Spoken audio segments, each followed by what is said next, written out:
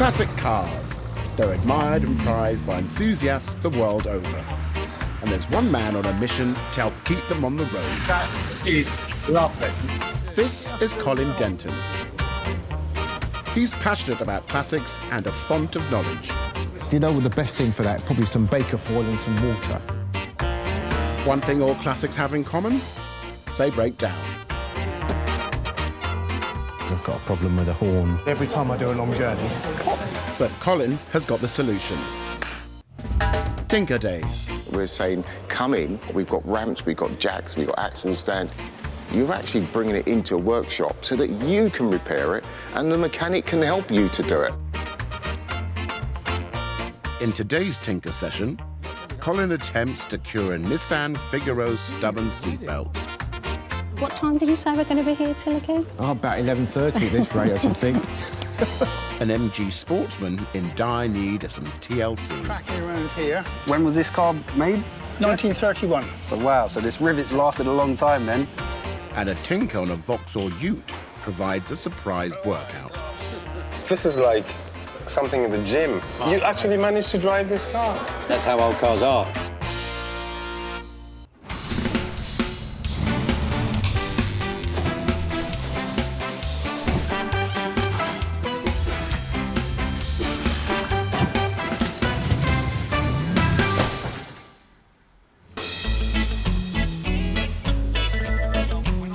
It's lovely to see you guys bringing these to these shows, otherwise all the cars won't be here anymore. Now, quick bit of sweeping up, then we can get stuck in for the day.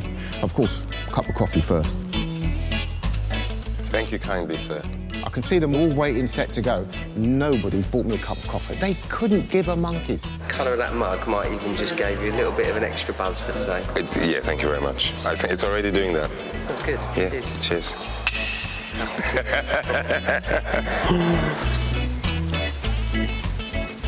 Morning routine complete, it's time for another Tinker Day for Colin and the team. Right hand back. No, that's left. Resident electrical whiz Mark is on standby for his first job of the day. He loves all classics, but there's one thing that particularly ignites his interest. I like a classic that is fast. Yes, they can look nice. If it doesn't go at fast speeds, then for me it's just flat. Love to be in a rocket that goes 300 miles an hour. You know, definitely a bit of an adrenaline man. Well, the next classic to roll in shouldn't disappoint.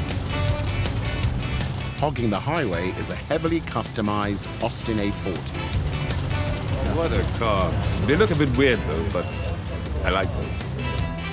Out of the factory, a 1950 Austin Devon was a rather conservative, no-frills post-war saloon. Austin had come to mean quality. This unrecognisable left-hand drive mod, with its distinctive jacked-up front axle designed to aid traction, boasts an impressive V8 engine. And also firing on all cylinders is owner, Pistol Pete Levick.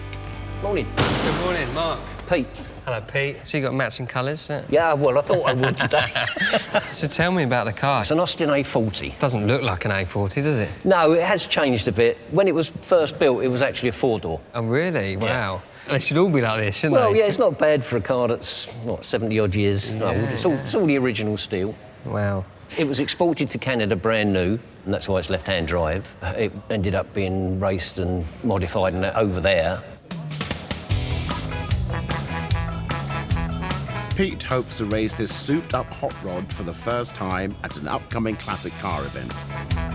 He wants to use his Tinker Day to ensure this customised classic is safe enough to torment the tarmac. It says running well, is it? It runs well. Got a few little electrical problems. Former mechanic, Pete spent years building custom cars, but confesses wiring is not his strong point. When you look, everything seems to be red. You're right, it's a mess. Spaghetti junction, isn't it? An absolute nightmare. And obviously, being an old car with one set of lights at the back, I haven't got a clue what would go where or how. Electrics just confuse me.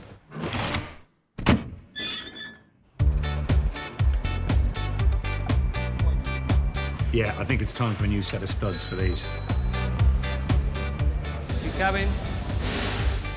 The classic car garage can see as many as 20 cars tinkered on in any one day.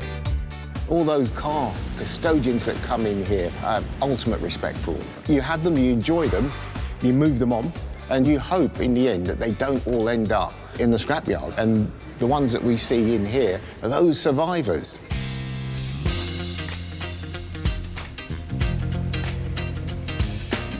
The next survivor into the garage for today's Tinker session is a 1991 retro-inspired Nissan Figaro convertible.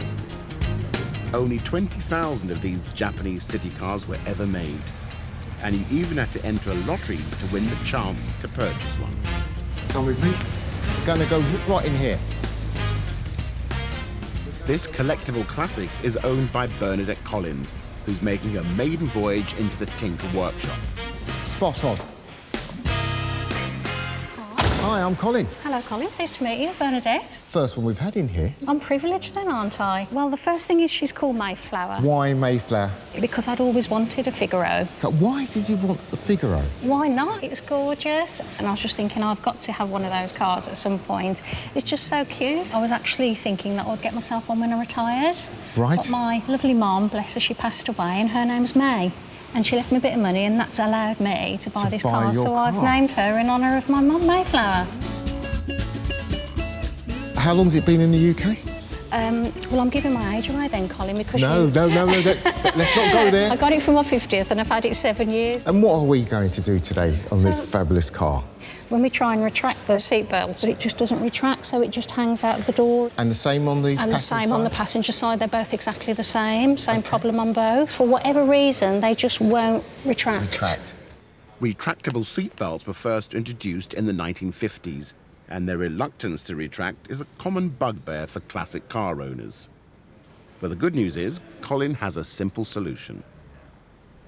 It's generally down to the seatbelt needing cleaning.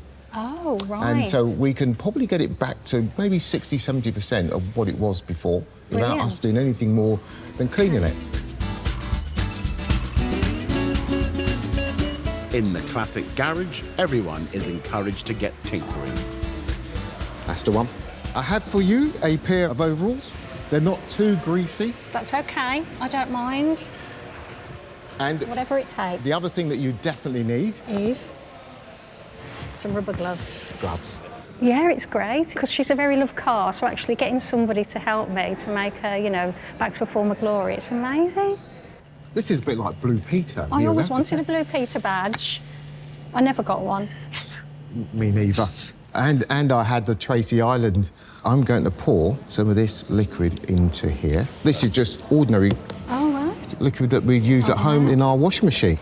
We're going to start with the driver's side. OK. What are we going to do? We're going to fully extend this seatbelt. OK. OK. Yeah, here we go. Oh, gosh, OK. Oh. Look, you're doing it already. By look than judgment. Now, to make sure we keep it there, I'm going to wrap this cloth around it, and then I'm going to attach this to stop it from going back. OK. Now we're going to pop the bucket on the seat, and your job will be to gently massage. Massage the belt? Mm-hmm. Okay. With this sponge. What we want to do is you want to remove any grease, dirt and debris from the seatbelt. And if you think of it, for years that people have been pulling a seatbelt on, they've got body fats, and it builds up quite a lot of crud on that belt, really. And what we're trying to do is to remove some of that, and that will make it glide. Let the belt smoothly glide back into position. So we need some elbow grease on this. Yes. I didn't think I was going to have my overalls on, my gloves and cleaning.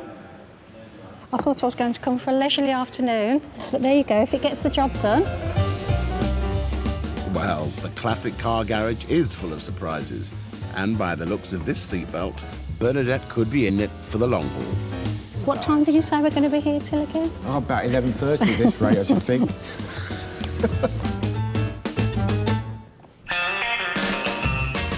This has got the tombstone headlights, that one's got the stacked. People just preferred the stacked headlights. I'm personally not a fan. The classic car garage is a hive of activity. Sit back and relax, he says. Are you doing the next one? Whose name's on the logbook? Mine. So the old original Speedo only goes up to 70 miles an hour, so... Right. Without... So none of this works? No. Today, the Tinker team have an extra set of hands. Gary Ross is a bodywork expert and a close friend of Colin's. He's here to ensure these classics are looking their best on the outside as well as the inside. If I ask an owner what's been painted, what's the previous work been done, they're probably going to have a catalogue of what's been done on the car. They have a tendency to sort of know everything and every bolt on their cars, so it's about getting in tune with that. There is a bit of an added pressure working on the classic cars because you know that they're going to be taking it to shows, they're going to be showing it off to their other mates, and they want to make sure it's looking as good as it can be.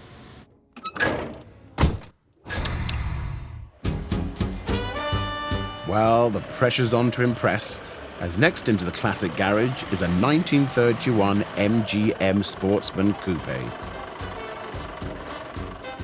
One of the first genuinely affordable sports cars produced by an established manufacturer. The MGM was a snip at 245 British pounds in the 1930s. Only 3 of the 37 of this model that were built still exist today. And MG enthusiast Jeff Mansfield has fulfilled a lifelong ambition by owning this one. My love for MG started off in 1944. I was playing with my 2 sisters, and an American serviceman turned up with a beautiful red MG sports car, and I vowed then I would have an MG. This one I found in 1975, derelict, but I was outbid by a local dealer who sold it to a Swiss airline pilot who restored it and then sold it to me some 25 years later. And I've owned it now for 25 years. And over the years, Jeff has got to know every nut, bolt, and flap. Feature of the car is the smoker's hatch. The air from the inside of the car gets sucked out when you're smoking, so it keeps the inside of the car fairly smoke-free. The car also features a sliding sunroof. It's beautiful, they'll bury me in it. Well, I like to use the car, and that is my main problem, to use it and still keep it in pristine condition. You can't do both. Jeff's hoping bodywork guru Gary will be able to breathe some new life into this collectible classics bedraggled bodywork. Hi, Gary, I'm Jeff. It's nice to meet you. Nice to meet you. Nice to see the car in the flesh. Yeah, well, it's a rare beast, and it gets well used. But the problems I've got is trying to keep the bodywork up to concours condition while still using it. Stripping the car back to a shell and doing a full restoration, or concours condition as it's known in the trade, is too much for a tinker session. But Gary's not one to shy away from a challenge. You get areas like this. I think that's a little bit of crystalline corrosion. There must be a bit of moisture sort of getting in there to sort of lift the paint from the inside. We get normal stone chips down on the wings. Yeah, that's a pretty common place for them. There's an example of my bodywork. Yeah, this is your usual touch-up, so you can't see it. But then, obviously, when you get a bit closer, it stands out a bit, yeah. Although the MG's bodywork panels are made of steel, the car's frame is actually made of wood, and its flexibility is causing perfectionist Jeff another headache. Any twisting tends to cause cracking of the paintwork over a period of time. Being a timber frame, it's not going to have the sort of rigidity as the sort of modern cars, but it looks cosmetic, to be honest. The worst one of all, oh dear, the smoker's hatch. We've also got cracking around here. You can see the original rivet that they used. When was this car made? 1931. So wow, so this rivet's lasted a long time then. Next stop for the MG will be Gary's workshop, and the pressure's on to produce a showroom shine that Jeff can be proud of. Thanks for your time, Gary. No worries, Jeff, no worries. I'm going to take a little bit off. Yeah.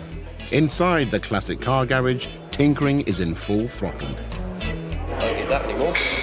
Today is quite full on. We've got a very mixed collection of cars, and it's a bit like wacky races out here at the moment. Classic cars means different things to different people, and I suppose that can be mirrored by the types of cars that they've actually gone off and got themselves. The classic car owners who come with their cars to tinker is they suddenly realise that what's taking place is a demystification of the car. They start to understand the mechanical side of it that much more. And that increases the interest, increases the depth of the relationship, and just makes it more of something that they want to carry on getting involved with. Definitely got a handful here. One tinkerer on a journey of demystification is Pistol Pete and his Austin A40's messy wiring. We've got extra wires there, look. They're not actually doing anything, and that's just come out. Oh, God. Stop laughing, it's a serious matter. Shows its age, doesn't it? Shows its age. Oh, yeah. I haven't got a clue what would go where or how. Nor have I. There's only so much we can do with that, isn't there? You wish I hadn't turned up now. I think it'd be easier just to get a black bag and pin it across the front. Electrics just confuse me. They really do.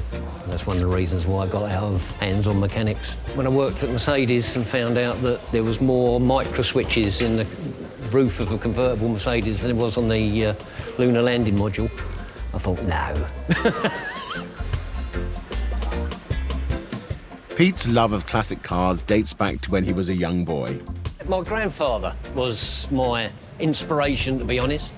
I remember about the age of 6, sitting on the floor in his garage, lapping the valves in an old cylinder head on his Morris Minor. Yeah, unfortunately, I think once the oil gets in your blood, it's stuck there. And I've been a petrol head ever since. And I've always had modified cars of some sort. Morris Minors, I've had 4 now. 3 saloons and a van. My little yellow coupe won quite a few trophies.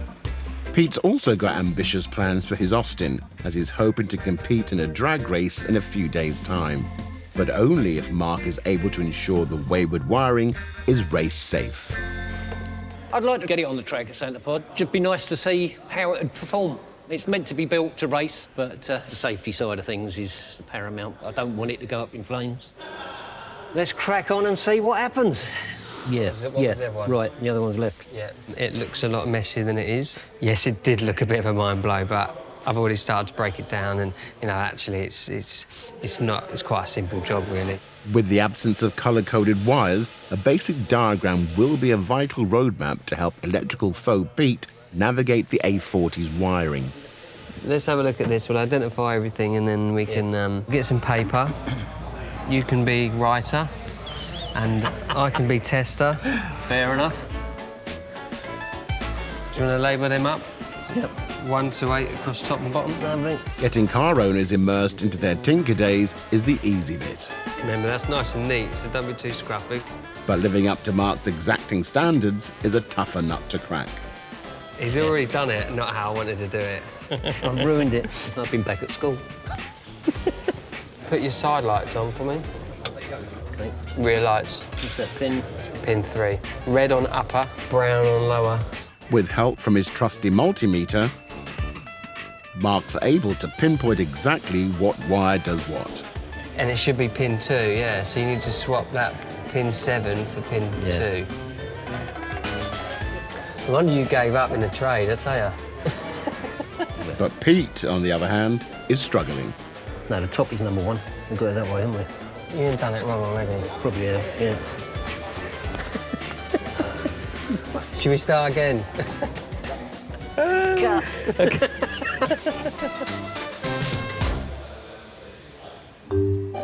A few miles away at Gary's body shop in Wembley, work is underway on the 1930s MG. We're going to start taking a few bits off, and hopefully nothing breaks. If it does, we're going to be in it for a long day. Although most of the issues are cosmetic, bodywork expert Gary will need to respray several panels that are plagued with stone chips and surface rust. He's sympathetically prepping the panels for painting using a traditional wet and dry sandpaper method. I want to do it the old-fashioned way because it is an old car and I want to take it back to its roots. So I can get my sander out and get it done in 5 minutes, but it's not what they would have done in 1931, so I don't think it's right to use it now. With the front panels ready for paint, Gary's biggest challenge is to restore the damaged smoker's hatch on the roof of the car. You can see from the reflection of the light that it has got that indentation. We need to draw out this dent. I've got a dolly, a flipper, and a hammer. All 3 of these things, they've been around longer than when this car was built. But it was good enough for them back then, and it's good enough for me right now. Placing the dolly underneath the flap and beating the top with the flipper, Gary's attempting to reverse the dent by actually shrinking the panel back to its original size. OK, to me, I don't want to go any further than that. I've drawn the majority of it out. We're never going to get it completely flush without using filler, so I'm going to move on to the next process.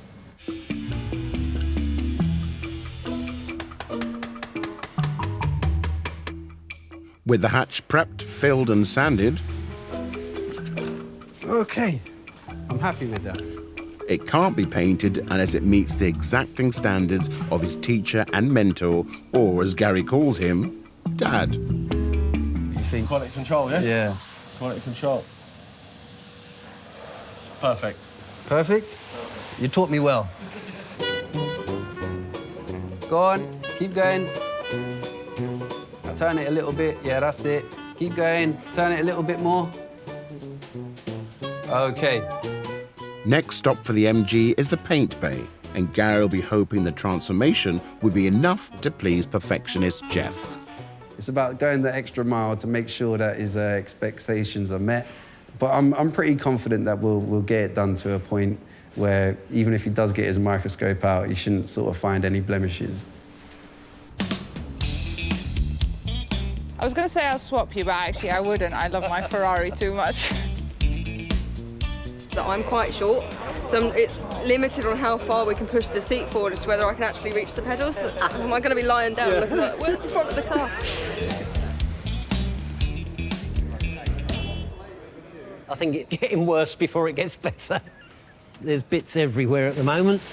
Electronics expert Mark spent all morning hard at work on Pete's A40, using all of his expertise and patience straightening up the erratic electrics. There was quite a lot of the wires going to the connector blocks that were showing lots of copper.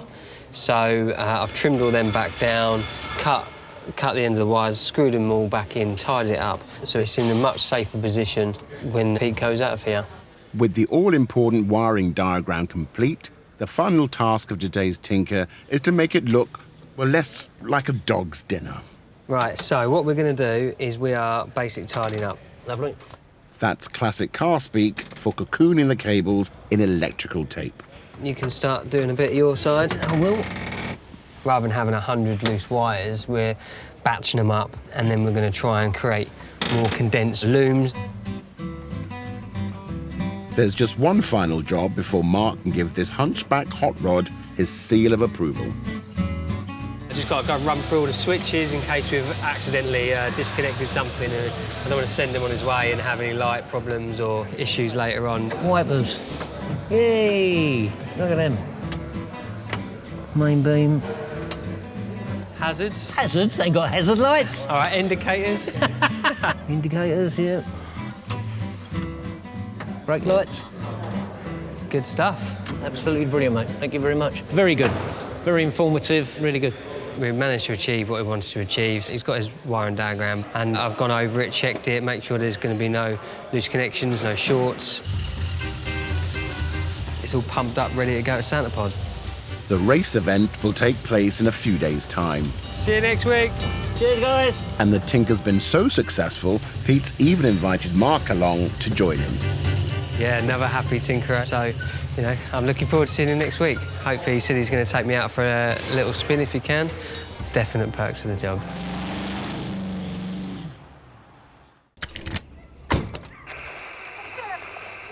Right. I want you to undo that for me. I know this trick. Tinker Days are a great way for novice enthusiasts to resolve their classic car conundrums. It's nice to get it up on the ramp and see these things, because trying to do that lying on the ground upside down with your glasses falling off isn't easy. So I think last time I saw it, the seals were missing. Oh yeah, they still are. Yeah, still missing around the doors, so can't really drive it in the rain. Tinker Days are also for experienced tinkerers looking to take advantage of the classic car garage's facilities. It's a long shot, but I see where you're going with it.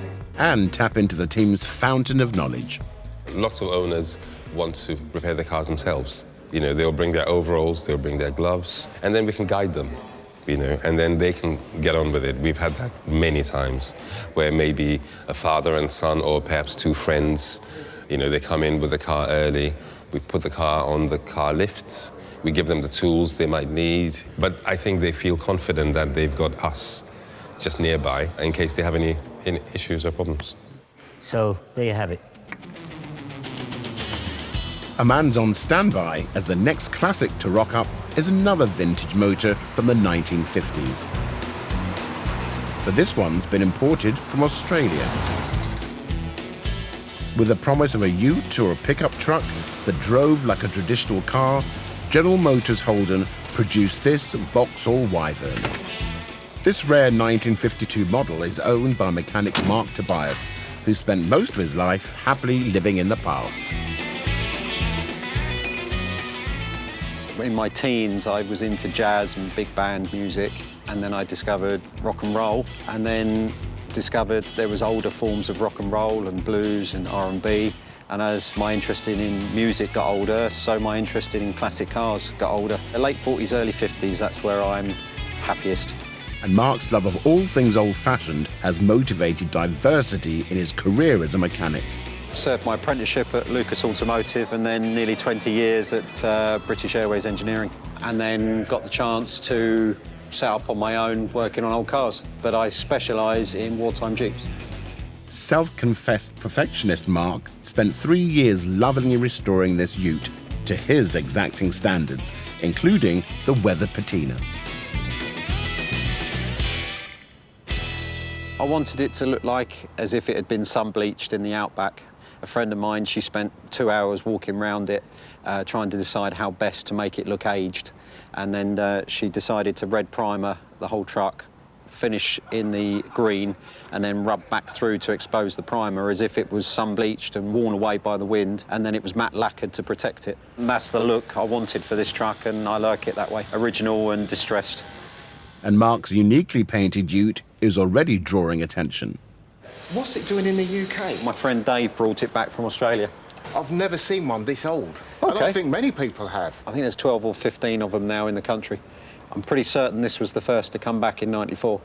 It's a credit to you. Oh, thank you very much. Absolute credit. Let's get her in.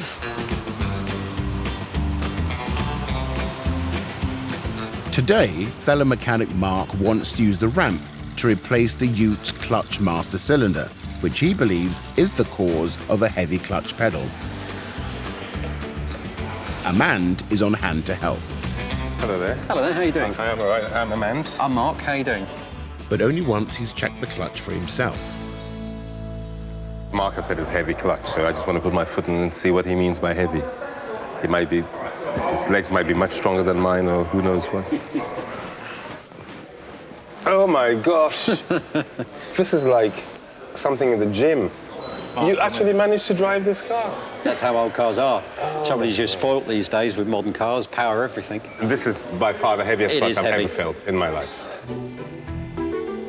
The clutch master cylinder is located on the underside of the vehicle, allowing Mark to show off his unrivaled attention to detail. Okay. Really neat underneath here. Look at this, it's like all new. Everything has to be right. It has to be clipped and positioned properly. Very impressed. Oh, glad you like it. Very impressed. So, if you start finding what you might need, I'll go get the brake pipe spanner. Righto. But hopes of resolving the sticky clutch could be over before the work has even started. Oh, well, I need a 7/16 to take the brake pipes off and a 1/2 inch to undo the retaining bolts for the master cylinder. They appear not to be here, so we need to find some more. I bet a lot of these older cars have got this problem with the seatbelts. Lots of them. First-time tinkerer Bernadette has been busy cleaning the years of grime and dirt off her beloved Nissan Figaro's stubborn seatbelts. That's looking really good. Colin's confident this deep clean will be enough to help the seatbelts retract smoothly once again. Great. Happy with that? I am very, very happy with that. Fabulous. And now, Yeah. what we have to do is to slowly... That looks so much cleaner, actually. That looks fantastic. Looks a lot better. It does look a lot better. People just take it out, put it in the washing machine. It's so much easier. With the belt towel dry, Colin's got another trick up his sleeve. This is emery paper. OK. We normally use it as a cleaning device, so we use it to clean surfaces. Have a feel, it's very abrasive. Oh, it's literally like emery board, isn't it? Yeah. Yeah, OK. If Bernadette can run the abrasive emery paper along the edge of the belt loop, it should help move any dirt and grease that's built up there too. But it's fiddly work. Am I literally just putting it through this loop here? Yep, that's it. We've got it. Yep, I'm going to pull. So What am I doing there? No, on the other side, that's it. So I'm going to pull it this way, towards me, back towards you. Yeah. To me. Oh, gosh, hold on. To you, to me. To you, to me. That's it, don't need a lot. Done. We can pull that out now. And if you'd like to hold the seatbelt, you have the luxury and the pleasure of releasing the belt, and let's see how she goes back. Oh, gosh, that's so much better than it was before. And it will get better as the belt dries out. Look, it's retracted all the way, which obviously I couldn't do before, so that's brilliant. Thank you, Colin, for that little tip. Another successful tinker session. What a great little car. And Bernadette, what a great tinkerer to have in the shop with us this afternoon. So this one goes home with the seat belts now returning back into place. It will get better over the next day or so as it dries out. Brilliant. It's been a really successful Tinker Day. Colin's such a brilliant guy. If my mum were here now, she would be so proud of both me and Mayflower.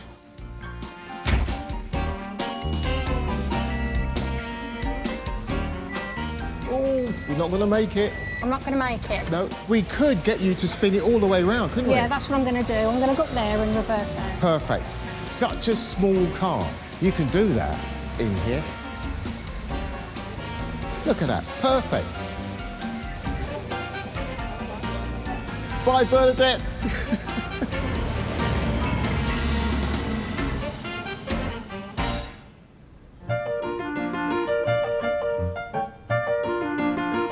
Gary's been hard at work grafting on the 1931 MG Sportsman. With the stone chip panels, cracked corners and smoker's hatch now repaired and resprayed, Gary's put his heart and soul into bringing this rare classic back to concourse condition. It comes with the added pressure because it's not like your everyday car. There is a lot of sort of sentimental value when it comes to doing a car like this. So I'm hoping Jeff's gonna like it, but until he comes out and sees it, I'm not sure. Today, owner Jeff is on his way back to check out the result. If he doesn't live up to what I'm expecting, I will be disappointed. Final buff complete, it's time to see if Gary can satisfy Jeff's desire for perfection. You remember how the car looked before? I do indeed. Yeah, had a few little issues. More than a few, I think. Well, we saw the ones that we saw, and then there was a few more on top of that. But I'm glad to say that I feel like I've done a good job. I'll let you know when I've seen it. Let's have a go and have a look. Okay, Jeff, now's the time you've been waiting for. Have a look.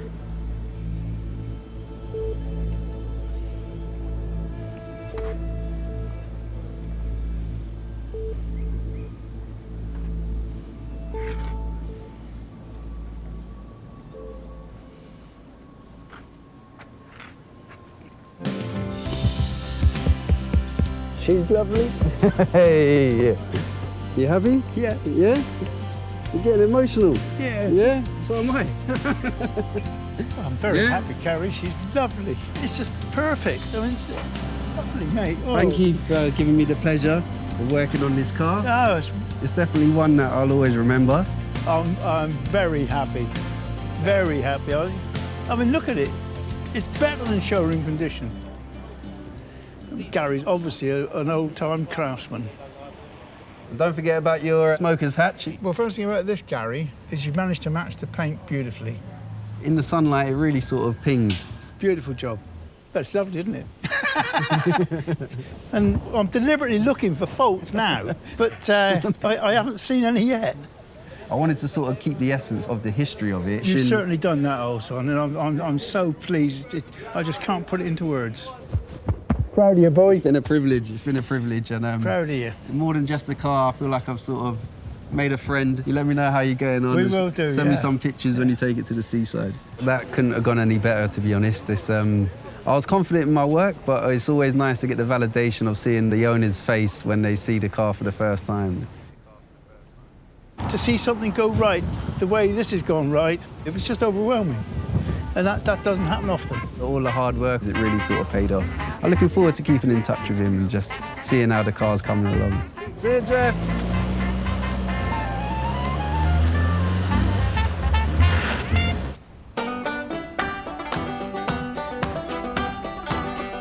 How long have you had that? About 70 years. Do you still drive it? Yeah. You've had it nearly 70 years? Yeah. 70.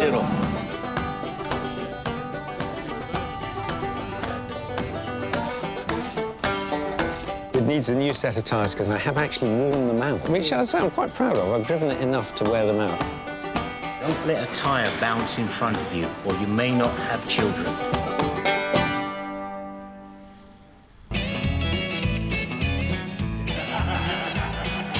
Because we can't get a hammer in there, so we may just have to get a pair of mole grips on it and pull it out. Back with the rare Vauxhall Ute. Work is underway unbolting the clutch master cylinder. Can you pull that? Has that loosened anything off? But Mark and Amand have met their match with some firm fixings. It's only 2 bolts holding it in. It's just the location of where it is. It's just fiddly to get to. We've got one of them out, and this other one is beginning to move. Well, I don't like being beaten. Are you on? Yes, but I've got to come off again. You've got to come off again. We do that. Yeah. There we go. There you go. Lovely. So this is coming out now? The master cylinder works by moving pressure plates to disengage the clutch from the engine of your car when you push the clutch pedal. And with the old one out, it appears size does matter. Now, this is 6/8 and that's 5/8, which is not a big difference, but it is big enough to make the difference in terms of distance traveled versus force applied with your foot. So we're very much hoping that the slightly smaller one will give a lighter clutch pedal and hopefully solve the issue. Thankfully, replacing the cylinder is far more straightforward than removing it. But for meticulous Mark, there's still one sticking point. And Mark likes his wheels lined up to be the same, where the name Vauxhall should be at the same angle as the one on the back wheel. Everything has to be correct, otherwise it just annoys me. Probably needs the Rolls-Royce wheel sensors because they stay upright at all times.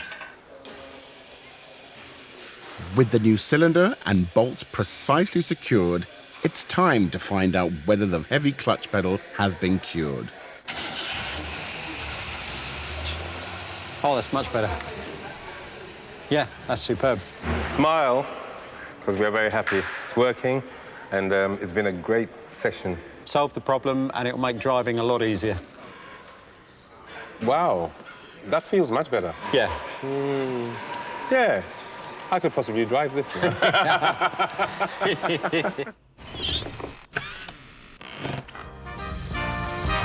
feel like I've worked today. Yeah, it's been one day, isn't it? The day is drawing to an end in the classic car garage. Yeah. Take care. That's it. Another Tinker session's over and done with. Crikey, how did we manage to get through today? But we did.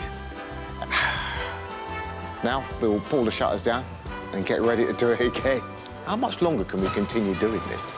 I suppose until classic cars stop. But they will never stop. So we will continue to do this till time immemorial.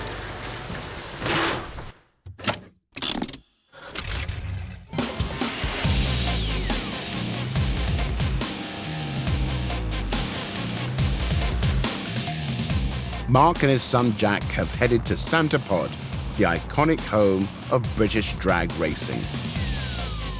Today, it's playing host to the original annual Hot Rod Drags, where vintage custom car enthusiasts come to meet, show off their rides, and most importantly, test their mettle down the world-famous quarter-mile racetrack.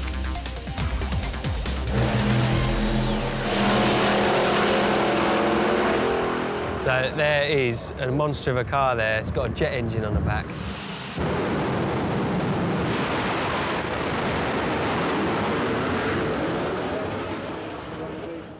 Absolutely incredible. And the reason Mark is here today is thanks to Pistol Pete, who recently came in for a tinker session. And Mark managed to fix his Austin A40's wiring. To say thank you, Pete wants to make adrenaline junkie Mark's dream come true by letting him ride shotgun in a drag race. I've never done a track rods or a hot rod experience, so this is something I'm really always wanted to do it. You know, a quarter of a mile, you know, just flat out. I'm so excited. Oh look, there's Pete. Pete, how you doing? Yeah, fine. Are you excited about today?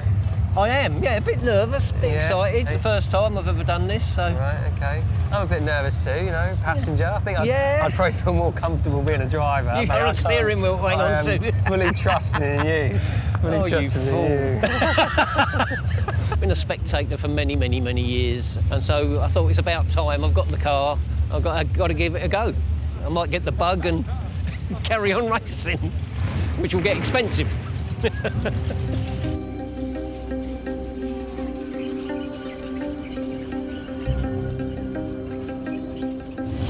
The moment of truth.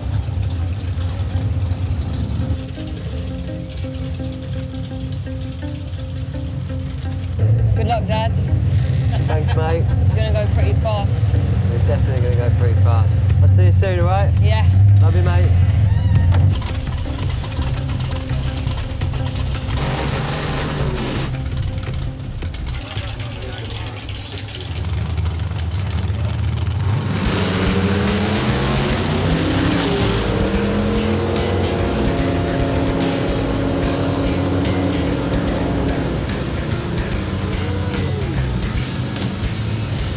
I'm actually quite proud of him, actually, because I didn't think he'd be doing that at all.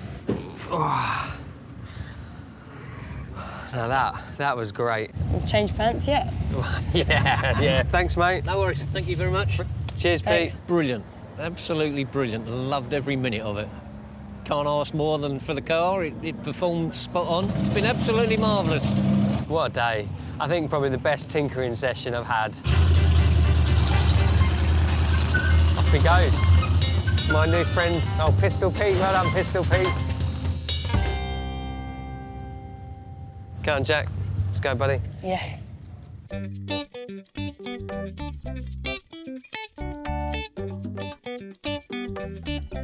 Clutch was really heavy. It was a workout for your left leg, whereas now it's perfect, exactly as it should be.